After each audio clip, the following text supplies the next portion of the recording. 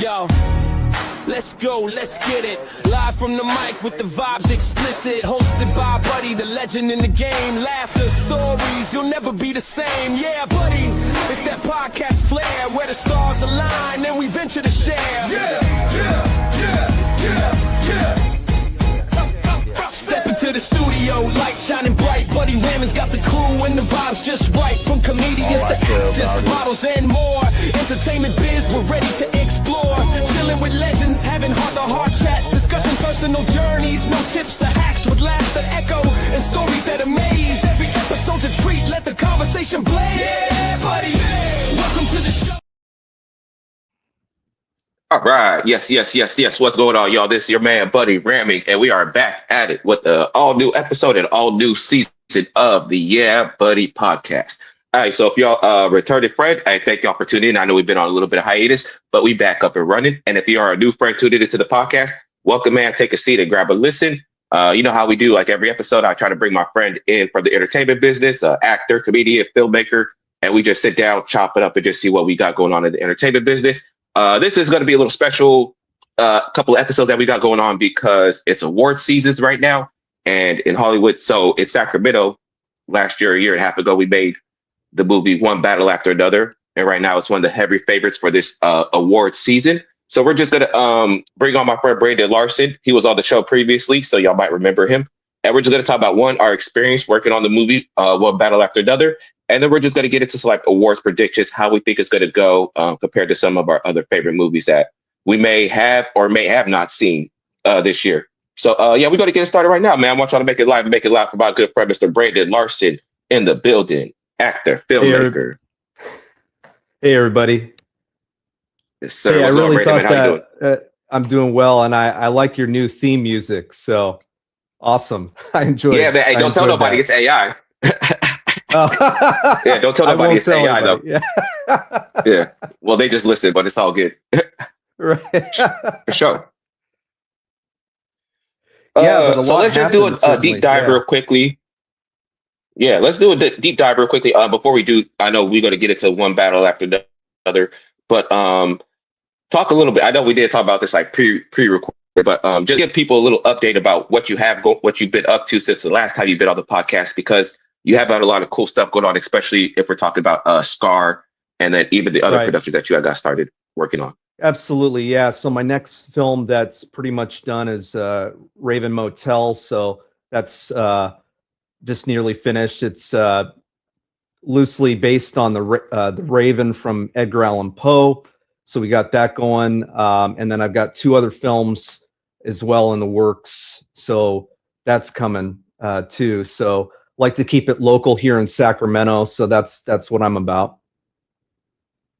Yes, sir, man. We're looking forward to it. Seems like you got a busy 2026. But let's take it back. Let's take it back a little bit to working on One Battle After Another. If nobody knows what One Battle After Another is, it is a movie that was written and directed by Paul Thomas Anderson. Stars Leonardo DiCaprio, Teyana Taylor, Regina Hall, Sean Penn. Yeah, Sean Penn's very crazy character in that movie. And then the new actress on the scene, Chase Infinity. So yeah. Oh, and Benicio del Toro. So star-studded cast. And they filmed that here in Northern California. They filmed it like the Humboldt area for like a little while. They filmed the downtown Sacramento area for about 30 days. And then I know when you was working on it, they had filmed out it was Stockton. Yeah, that's where I was. I had to go out in the pouring rain. It was like crazy conditions, and you wake up really early, you get your wardrobe ready, you check in. I think that's the hardest part, is just getting the wardrobe together. And but my experience was a lot of waiting around, and then when they're ready, you got to be ready to go. So and getting to see people like Leo in person at work is just it's quite an experience. I don't know if you had a similar experience, but for me, I had a lot of takeaways as an actor getting to watch him work. Actually, I apply what I learned just by watching him, getting that opportunity to watch him.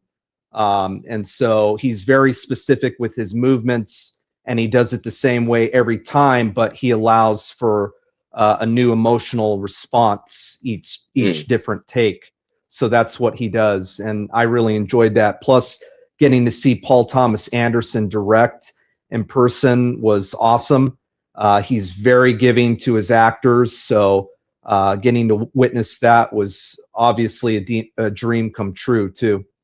Mm-hmm. Yeah, that is one thing I will take away from being on the set and working with the actors and the crew in general. Because a lot of times I feel like when like productions come from LA, they come up here to Northern California or just anywhere outside of LA, they kind of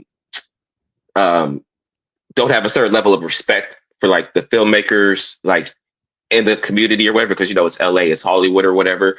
But I will say, like working on on that film set, that was one of the ones where like as big like A-list stars that you know was in that movie, that they was all pretty down to earth and pretty chill. If you want to like talk to them, they was pretty cool with answering questions. They was understanding that like, hey, I'm like a guest in your home kind of thing.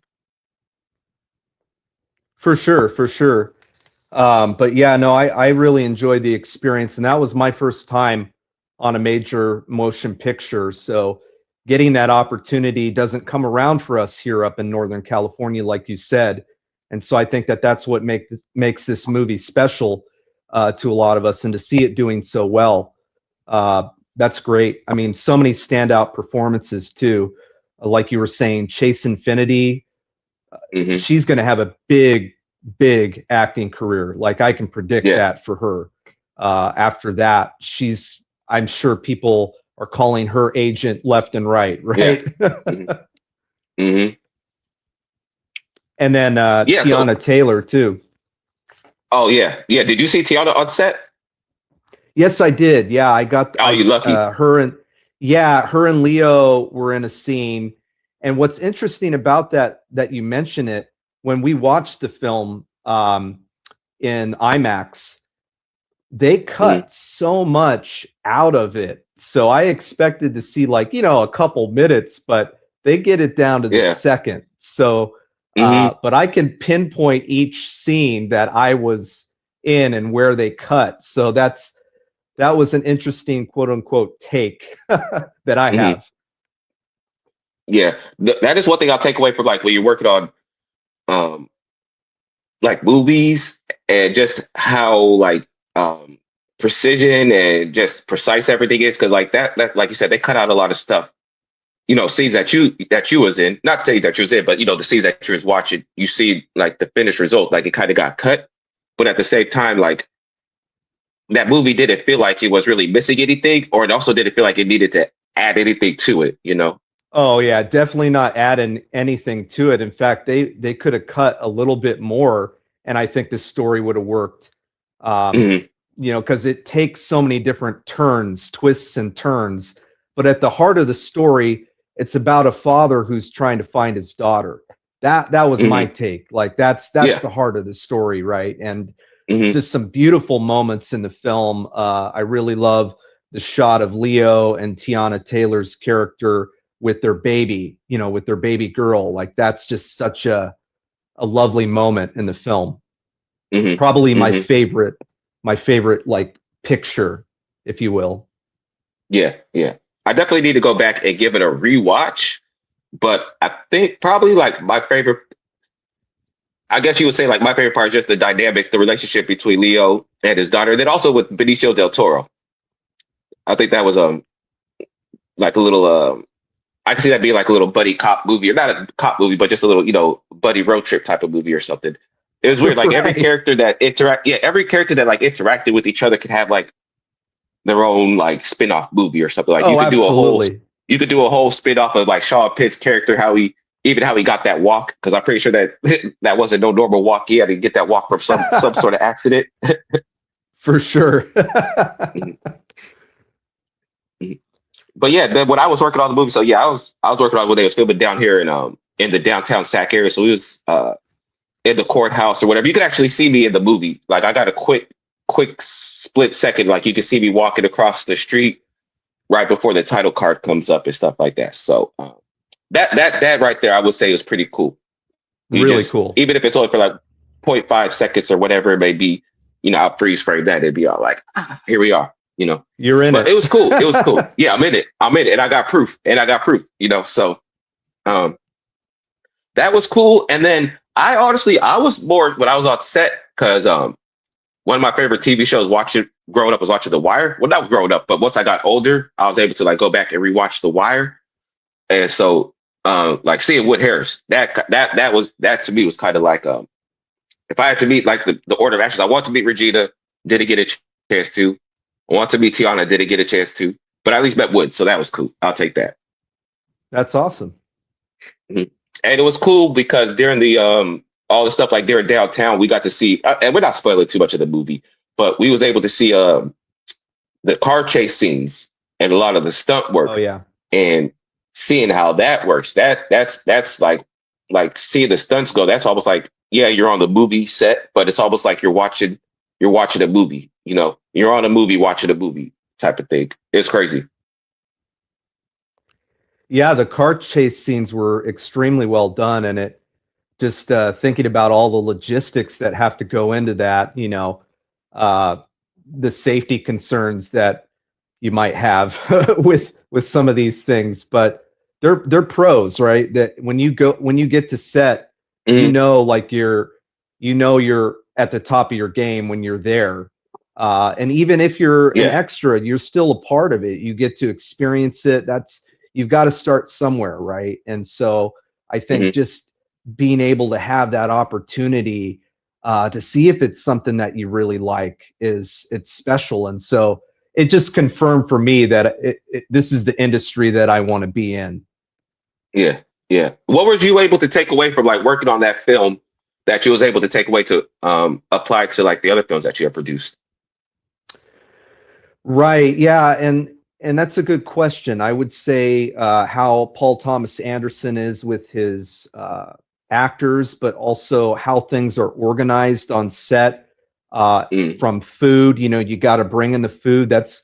And when you're an independent filmmaker, you're having to do all these things yourself. So you're wearing multiple hats to, save costs. We don't have millions of dollars when we're making short films, but something like this, I found it interesting that even with the millions of dollars, there's certain departments in major motion pictures that need more help, like wardrobe, for instance. They only had 2 people to do everybody. And you know what's weird? That's almost how it usually is. That's almost how it usually is on a film set. There's usually only about like maybe 2 or 3 people that manage the whole wardrobe, which is crazy. That's why, like I say, like when you watch like the credits at the end of the movie, like, bro, people don't understand just how much hard work goes into making the movie outside of just, see the people who work in front of the camera, like all the stuff, like motherfuckers be busting their ass. Exactly. That's exactly right. And so, but it prepares you. I feel you can take what you learn from that experience, like you were saying, and apply that to the next time you're on set and what the expectations are of how to be professional on set. We really can't go up to Leo and start having a long conversation because everybody wants their photo with Leo, to talk to Leo, but it's against the rules, at least for us, to talk to him unless he comes up to us and asks us something. Like he came up to me and asked me where the restroom was, and so I can talk to him in that case. But we all have our job to do, right? So we report to an assistant director and they tell us what to do. And so there's a chain of command involved. And I think that that's what really makes things go smoothly, not only on that set, but on my sets too. So just letting people do their job, right? And trying not to interrupt people's process. All right, man. So you want to take a deep dive into this awards season? Absolutely. We just had the. We'll follow back up later with the Critics' Choice Award, but we'll start with the most relevant one, the Golden Globes. Golden Globes was just this past weekend. One battle after another. It was nominated for, was it about nine awards? Nominations, and it won 4. 4 wins. Golden Globes. 4 wins. Yeah, and that was the most for that night, right? Yeah, that's my understanding, is that it was the most. And so that kind of gives you an idea of where this is going when it's doing well like this. Yeah, good. It's a good indication for what the Oscars are going to look like. You know, me, I'm team Sinners, but because one battle after another, I got to give to the home team. But I'm rooted for Sinners. And I was rooting for Frankenstein. I really liked Frankenstein a lot. I love the art and the makeup and the whole just the acting, everything about it. It really sucked me into the story. So yeah. And the unfortunate thing about like Frankenstein and Sinners is that like these award shows, they don't really understand horror movies, you know. Right. This so like just like I mean, it's hard to have a good storyline in a horror movie, you know, let alone it be something like on this type of magnitude and stuff like that. So yeah, I just think that's the only, well, that's not the only thing. We can get into that later, but that's one of the things that I feel that would be holding back those films. But no, let's get into it with the one battle after another. The first award that it had won was best what was it? Best picture performance. One. Oh yeah, we'll start with best picture. So yeah, and won best picture for a musical or comedy. And one thing that's interesting about the Golden Globes is when it comes to the movies and like their and the TV, they divide it up between drama and then musical / comedy. So that almost makes it a very tight race when it comes down to the Oscars. So let's get into the nominees real quickly for best motion picture, musical or comedy. We have Blue Moon, Sony Pictures Classic, Begonia from Focus Features, Marty Supreme from A24, No Other Choice from Neon, Nouvelle Vague from Netflix, and then of course One Battle After Another from Warner Brothers, which won for best musical or comedy. I don't think there was really any too surprise there. No, I don't think so either. Yeah, that was pretty. No surprises there, like you said. Mm-hmm. Have you got a chance to see any of these other movies that was nominated? Yeah, I've seen 4 of them. I still need to see Marty Supreme, so I want to definitely check that out, especially since Timothée Chalamet took it down for Best Actor. Yeah, man, he's been on a run too. I feel like ever since last year at the Academy Awards, because I think he was nominated, but he lost. I think ever since then, he's been on a tear. Like he's basically been campaigning for, you know, the best actor for this year's Oscars. He's basically been campaigning for it since last year. So from that standpoint, I haven't seen Marty Supreme either, but I know, Timothée Chalamet, he's doing his thing with that as far as like promoting it and marketing it, and you know, make sure it's out there because it's not it hasn't really gone in wide release yet. I don't think not too much of a wide release, right? But just enough to get some buzz around it because a lot of people are like, I never heard of that movie. But A24 do what A24 does. Begonia. Did you see Begonia? I did. Yeah, that was a weird one. I thought, I saw bits and clips of it. Yeah, it's pretty good. It's different. It's unlike anything I've seen. So I think it was interesting, and I do think that it deserved a nomination. But in terms of actually winning anything, I don't know. I was impressed by Jesse Plemons, the actor. I thought he was like the standout for me in terms of acting wise. But I thought it was an interesting script, an interesting premise, but I just think it's too weird to win any awards, to be honest. I think Frankenstein's going to win. If Frankenstein doesn't win for Best Art, there's something wrong because they built a life-size ship for that, and they built it in a parking lot. So like if you go to that trouble to like building a big vessel, I think you should win an award, don't you? Most definitely. And we'll see. And like I said, Begonia called it falls. I feel like it falls in with like Sinners and Frankenstein, where it's like those kind of like sci-fi type of thing where, you know, the people that are voted, they don't really get it. But like I said, we don't really got too much. One after another, probably gonna clear it. He's probably gonna take home all the awards for Best Picture. I agree. Yeah, but The one that did sneak up and surprise me was when Hamnet won for best drama. I know Me there's too. totally different categories, but now I got to go back and watch that one because I'm all like, winning because that's what the Academy Awards, they tend to lean more towards the films that they recognize is those dramas and those romance movies. So now I kind of got to go back and watch this one just to see. Now it's like, oh, competition's getting stiff. For sure. Yeah, no, you're absolutely right. I saw Sentimental Value. I thought that was good. I think that's something that might be a sleeper because it was really well shot and the acting was incredible. Stellan Skarsgård won for Best Actor, so he was a surprise, I think, in the Golden Globe for me, winning Best Supporting Actor. Yeah, and so him winning, and also Teyana Taylor getting the win for Best Supporting Actress was a nice surprise for me. I don't know about you, but it was a really nice surprise to see her win. You know what's interesting is that people have been saying that for a long time. They would say whoever gets the nominee for Best Supporting Actress, whether it's Teyana or Regina, they said those were kind of like the lock. One of those two is going to be the lock-ins for it. It's great to see Teyana doing her thing. Because she's had a long journey, right? She started in the music industry, and she started the music industry, and most people would remember her from she was on that MTV show Super Sweet 16. That's absolutely. So seeing her go through just her journey in the entertainment, we don't talk about personal stuff or anything like that, but just her journey growing through the entertainment business, it's a wonderful thing to see. Well, yeah, and you see that so often, like even Will Smith, like you can go down the line of what I find interesting is those starting out in the music industry and then becoming actors. I think that's interesting to me. I don't know about you. Mm-hmm. No, I feel like it's the same thing with even like stand-up comedians.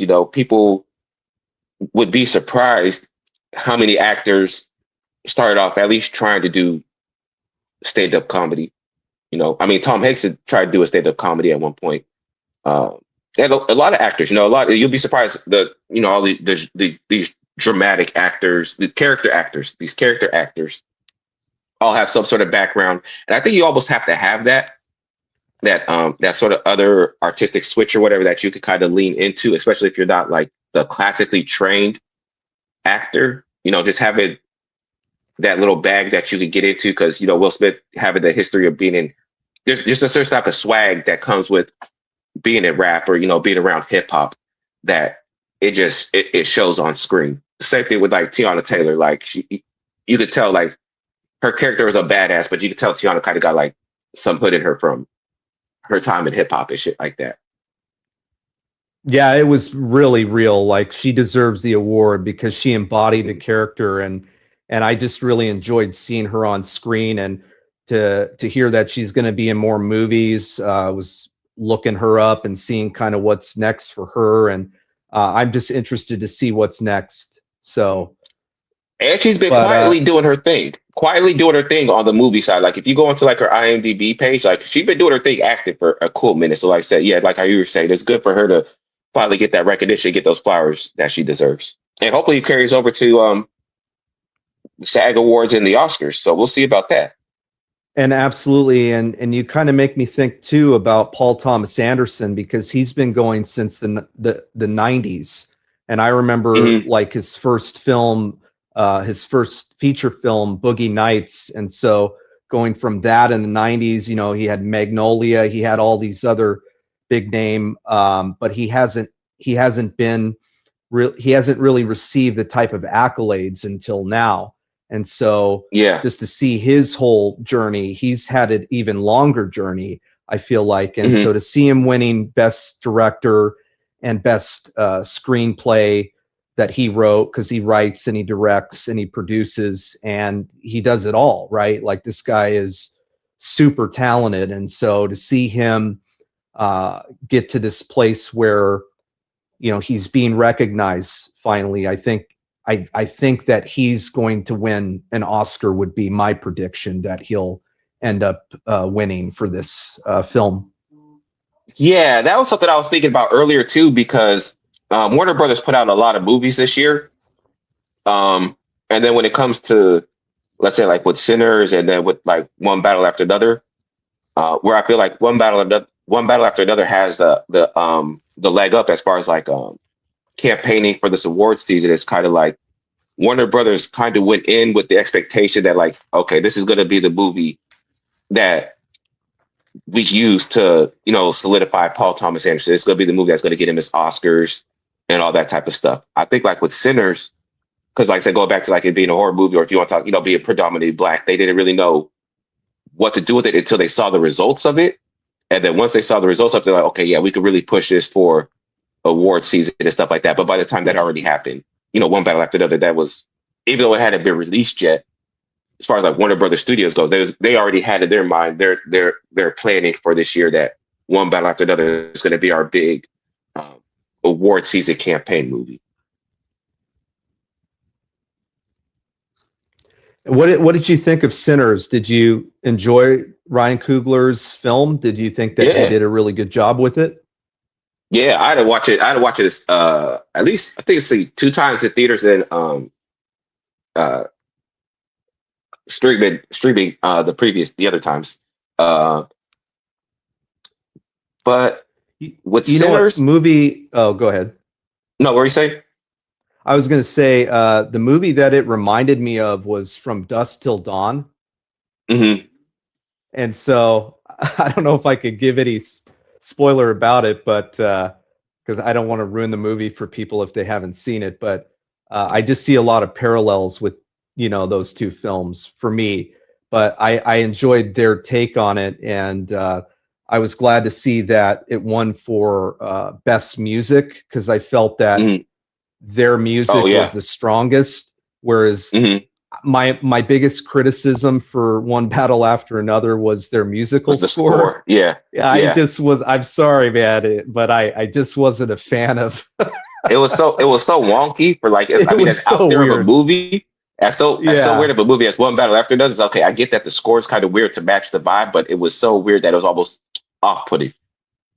Yeah, like the notes didn't sound right, at times. Yeah. And you know what I mean? And so not to put down the composer, but I was glad to hear that Sinners won for that. Yeah. I think Sinners is gonna take that. And then let's go back over check out the other nominees that was for that they was also nominated for. So for best, because you said Stellan Skarsgård went for best male supporting role. That's right. And that was a stat cast too, man. That was because you had 2 people for One Battle After. They had Benicio del Toro and Sean Penn. Then you had Paul Mescal for Hamnet that won the best drama. And then you got Jacob Elordi for Frankenstein and Adam Sandler for Jay Kelly.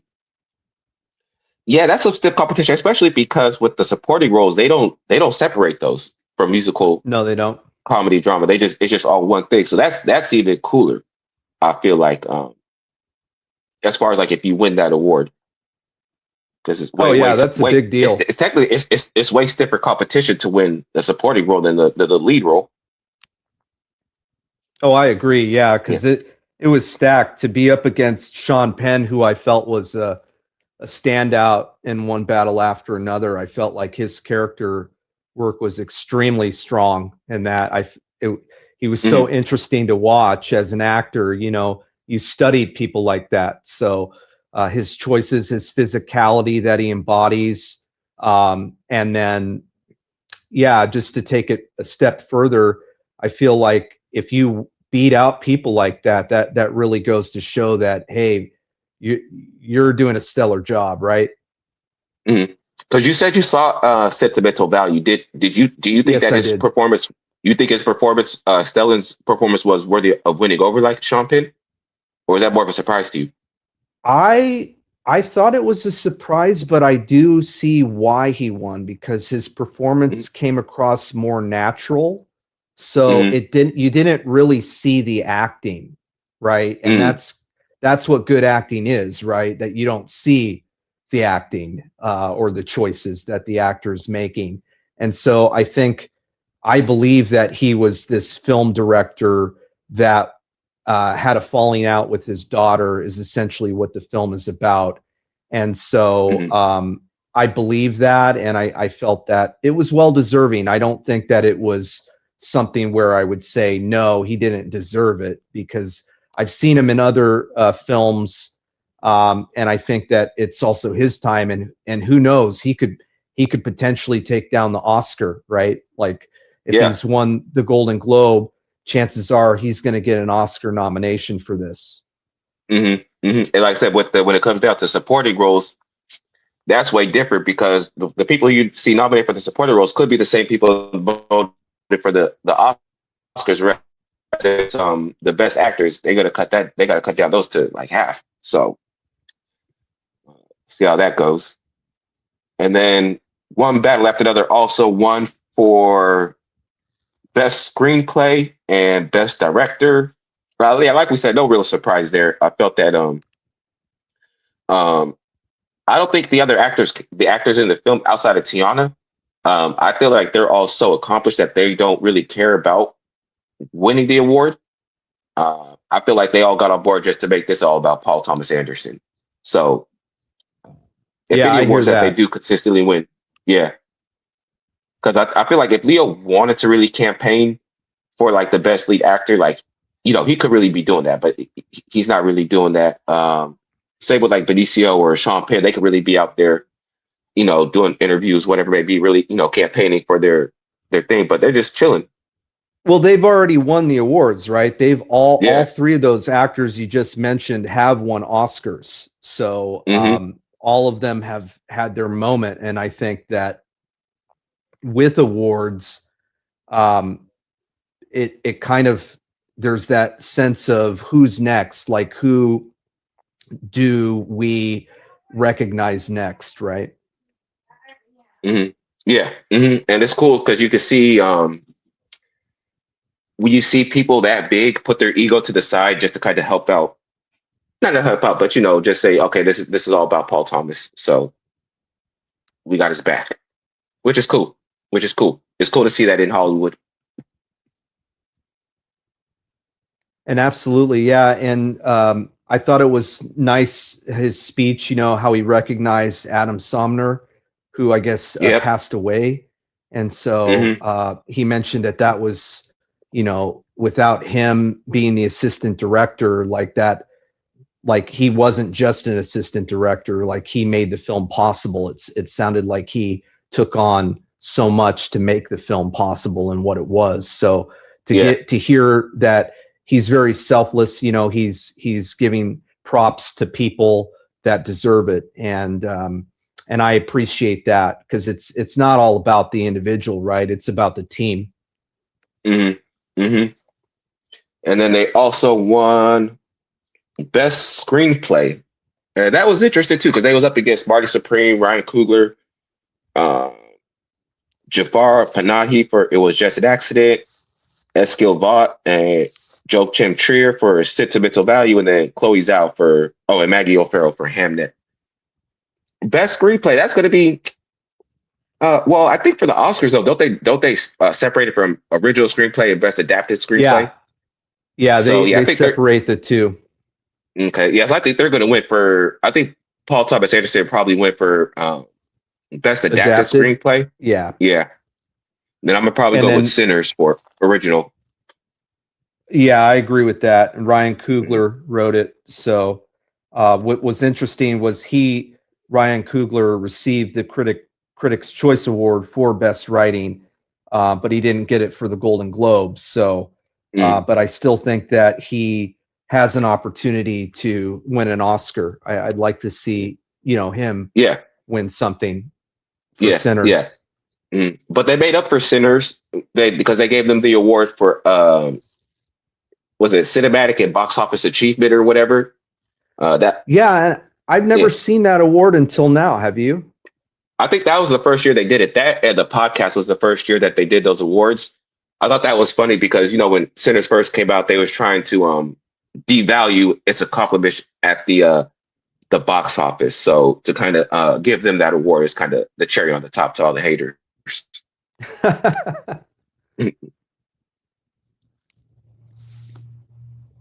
And then yeah, I believe those are all the awards that they had won and that they was nominated for. Yeah, oh, best female motion picture. Oh yeah, Chase Affinity. She lost, but she'll be back. She definitely has more awards down the line. Right, because this was her breakout performance. Like, this is just her start. So the fact that she gets nominated is outstanding. I mean, because I don't recall her being in anything else. I believe she was in a series before, but outside of that, she wasn't really in anything major. Like, this was her first big movie role, as I recall. Mm-hmm. Yeah. Mm-hmm. So, hey, if you start off being nominated for all these awards, you at least going somewhere. Yeah, you're destined for greatness for sure. Yeah, but I'm definitely gonna have to check out that Rose Byrne movie. If I had legs, I'd kick you. And then and then Amanda Seyfried, she was nominated for The Testament of Anne Lee. Actually, I got to go see for your consideration screening of The Testament of Anne Lee, I think last Thursday. And they had the director. It was pretty. I had no idea what the movie was, but I was just out there just doing the networking thing that we're supposed to do as actors. And oh, absolutely. Yeah, so I had no idea what the movie was about. It was a long ass movie. I go lie, it was good, but I fell asleep a couple times. But that's only because I drove a long way out. That's only because I drove a long way out. It wasn't a bad movie. I just had drove a long way out. So I wish I had been more awake to really grasp the movie. But it was pretty good. It was pretty good. I mean, if you're into like because I believe she's like a shaker. Was that the religion or whatever? Like that, she a shaker. But yeah, you got to watch the movie. I'm not going to dive into it. This is all about one battle after another. For sure. But if you get a chance to check it out. And then those are all the movies that it was nominated for, and the movies that it won. We could kind of compare it to the Critics' Choice, because those are the movie critics that get to vote on it and stuff like that. They won 3 awards, right? Yeah, they won 3 awards and they had more nominations. So they had 14 nominations, whereas, in the Golden Globes, they only had 9. But I still think it's important to note that even with the more nominations, they still won 3 awards, and then compare that to less nominations and winning more awards. It obviously did better at the Golden Globes. It did better there. So that, I think, is a good indication that it's going to do even better at the Oscars. Yeah, because we have, as far as the movie awards go, we have the actors. They changed the name of the SAG-AFTRA Awards to the Actors Awards. So they have the Actors Awards, and then after that, it's the Oscars, I believe. So yeah, those from the Critics' Choice, the Golden Globes, and the SAG Award. Well, not necessarily SAG Awards, because the nominees will already be announced by the time we have the Actors Awards, but the final voting won't be in. So the final voting from those awards will all dictate how one battle after another performs. And then what was the awards that it won at the Critics' Choice? Yeah, so it was nominated for 14. It won for Best Director, Paul Thomas Anderson. It won for Best Picture, and then it also won for Best Screenplay, Paul Thomas Anderson. So it was just Paul Thomas Anderson, and then pretty much everybody else only got nominated for their acting. And so that was the only 3 awards that it won for Critics' Choice. Out of the 14 nominations. So I hope they weren't disappointed with that result, only winning 3 out of 14 nominations. I mean, you could take that in a negative view, that's not good. But from my perspective, it's like, well, it did win for Best Picture, though. So yeah, it won for what one battle after another was supposed to be as far as like award season goes. Everybody knows it's all about Paul Thomas Anderson. So him win like any awards that it wins for like best director, best screenplay, it's not really going to be a surprise. I think where it gets iffy is where it comes down to like the best picture. That's about it. But I think any award that Paul Thomas Anderson is nominated for is probably going to win, which is interesting. We'll see how that plays out with the actors awards, because the director's not nominated. Usually it's just like best ensemble or something like that. So we'll see how many awards it wins with that. Because there's no Paul Thomas Anderson or anything like that. This is just strictly about the actor. So that'll be interesting to see how that awards, how one battle after another plays out with that award show. Because I think they just had the directors, something for the directors or whatever, but that's neither here or there. But anything director related, screenwriter related, anything connected directly to Paul Thomas Anderson, I think he's got that in the bag. Anything else would be a surprise. Which is why I was really happy to see Teyana Taylor win. Oh yeah, that was what was so shocking for me, because I didn't, and she even I heard her say it herself that she was shocked. Right, she just prepared a speech in time. It sounded like, so I think that's awesome that she won, to be honest, and I think that's only going to help her further. Yeah, yeah, definitely. Like I said, because you see, she's been putting in the work, so it's definitely good to see her getting her just dues. And then let me see. Was there anything else we had going on with one battle after another for this holiday season? For this awards season? You know what I wish they would do is this like kind of like off top, but like because they're doing a lot of like I said, for the movie campaigning for like the awards or whatever. They produce directors or stars of movies. They'll pop up in different locations around the U.S. to show the movie, talk about the movie, do Q&As. I really hope they do something up here in Sacramento for that, especially if it gets closer to like the Oscars or something like that, that they do like a screening up here. And like they'd have like Paul Thomas Anderson up here, maybe like Leo, just to talk about what it was like to make this movie up here in Sacramento. Yeah, the only screenings that I've been to here locally, they'll have it where it just comes out just right before. I went to one here locally and saw it before it came out. It was You're Cordially Invited. It was with Will Ferrell and Reese Witherspoon.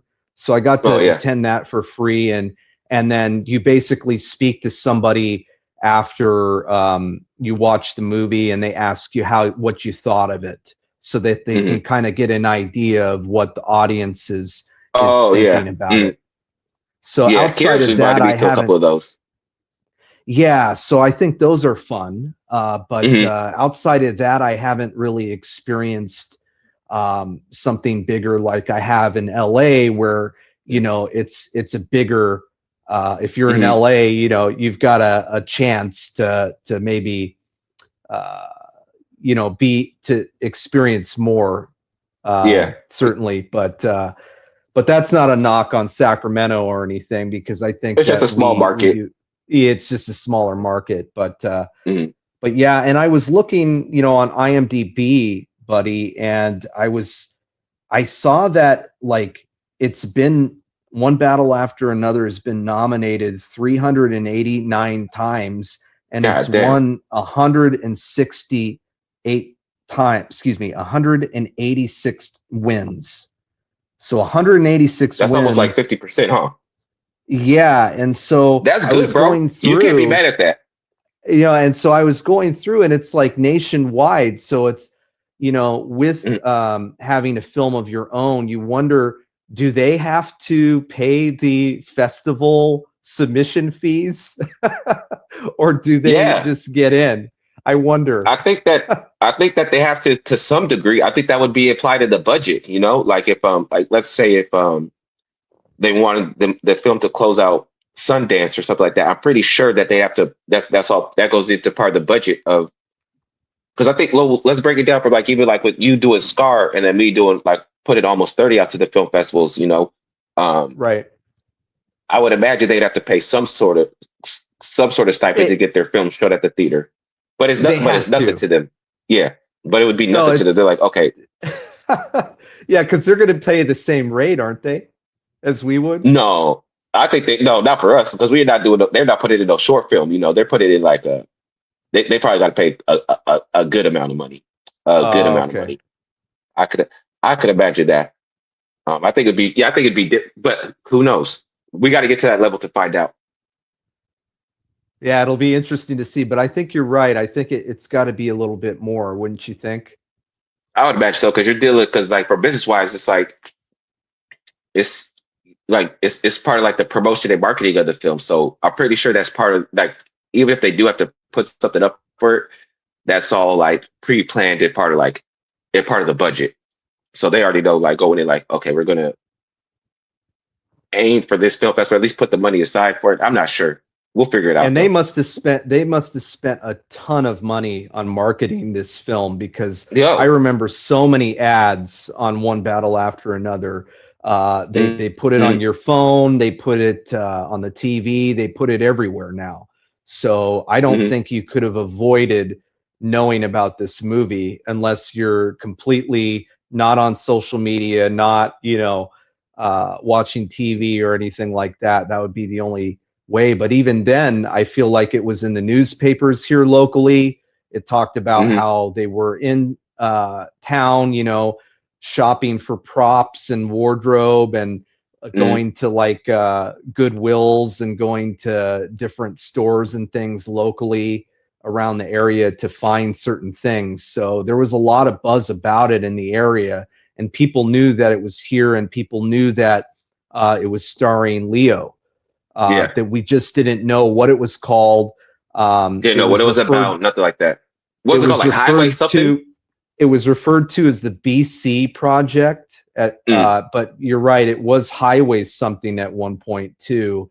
And how I got my extra spot was off Casting Network, so I had applied there, and then I actually had to talk to the casting director too, so I had to actually have a phone call, and so that was interesting, to have that chat. It was a pretty quick conversation though. Yeah, they probably wanted to just test, because like I said, filming up here, they have like their certain standards of what professionalism is, so that probably was just a quick phone call just to check your level of professionalism, so you passed. But that's interesting. That's interesting. For sure. Yeah. And the whole process was, because it was pouring down rain when I was there. It was like flooding. And I remember having to leave my apartment, and there was 2 feet of water. So I had to put on some cowboy boots and trudge through this water just to get to my car. And then there was a tree that fell down right near my car. So I was lucky to get out of there, like just to get out and get on the highway and get there safely. Yeah. So we're gonna get ready to wrap up this episode. We'll be back. I think, what's the next big thing? Oh, I think they're doing the awards, the nominations for the Oscars coming up. So we'll either be back for the Oscars or talking about the Actors Awards. Either the Oscar nominations or the Actors Awards. We'll be back for both of those. I just don't know which episode's coming first. So we'll see you there. But besides that, other than One Battle After Another, was there anything else that you want to let people know that you got going on? No, I just appreciate you having me on your podcast, buddy. It's always a good time, and look forward to next time. No, yeah, I appreciate you being the special co-host during this. I'm gonna call this series One Buddy After Another. Instead of One Battle After Another, we're just gonna call this One Buddy After Another. Oh, that's perfect, buddy. Yeah. Thank you for tuning in. Brandon's going to be here throughout the whole award season, chopping it up, and we're going to be giving you all the spill. It's weird because I don't know why nobody from Sacramento even thought about talking about the movie. Shit. But you thought about it. Yeah, we here. You thought about it, buddy. So that that's all that matters. But it'll be interesting to see where this goes in the award season. Yeah. So tell people where they can find you at, follow you on social media, all that good jazz, that will log up out of here. Yeah, you guys can follow me on Instagram at Brando Larson, Larson. So appreciate you guys. You have a good night. So you already know you can follow the Yeah Buddy podcast at yeahbuddyent.com or anywhere you stream your podcast, YouTube, Spotify, everything except for Apple. But we'll get there eventually. I'm Team Android right now, but we'll get there eventually. But yeah, you can check that out anywhere else. And then, this is down the road, but in April, you can check out our movies premiering at the Sacktown Film Festival at the IMAX, where we saw one battle after another. So yeah, Brandon has Scar premiere there, and I have my short film Almost 30 premiere there. So we just like one battle after another. We got an IMAX movie, they got an IMAX movie. Shoot. But yeah, like I say, you can follow me on Instagram. It's right there at the @YeahBuddyENT. If you're listening, YeahBuddyENT. Once again, thank y'all all for tuning back into the Yeah Buddy podcast. I hope y'all had a great time. I hope I catch y'all next time. Please stay blessed and stay easy out there. It's hard times out there, and I want to see y'all make it into 2027. So let's keep it rocking, keep it rolling. Brandon, I'll catch you next time, man. All right, peace. Peace. All right, catch y'all. Deuces. This is the Yeah Buddy podcast.